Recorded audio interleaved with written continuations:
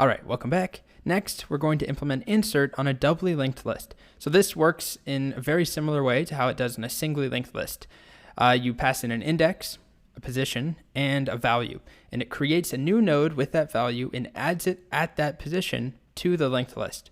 The main difference is that we can optimize it rather than starting at the beginning and always going .next, .next, .next. We can also start at the end and go .previous. And it's up to our code to decide which is more appropriate, depending on what the index is. But we don't really have to worry about that because we already wrote a get method. So we can use that get method to retrieve the appropriate place to insert it.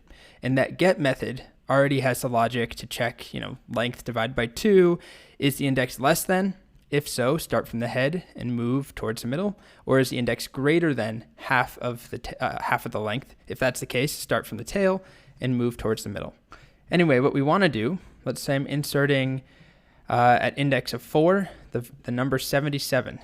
Oh, I can't do that because our list is 10 things. Okay, let's make a new list that is 9 items.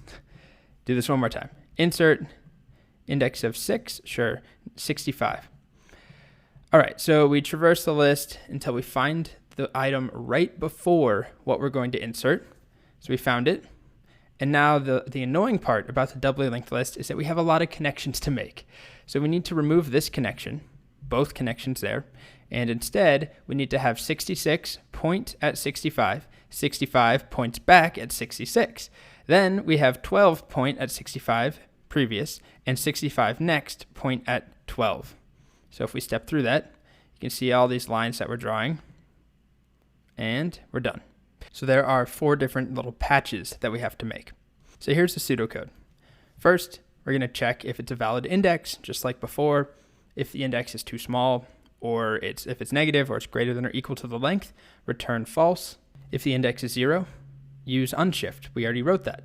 If the index is the same as the length, meaning, so if we have 8 items, the length is 8. If the insert is at 8, that's actually valid, remember, because even though it's currently not a valid index, it's okay for us to insert at the end, which would make it a valid index.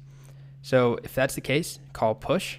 Otherwise, use our get method to access the item right before where we're trying to insert, so index -1. And then you need to do all the patching, the next and previous properties on the correct nodes to link everything together, increment the length by 1, and return true. So try it out. In the next video, we'll have a solution.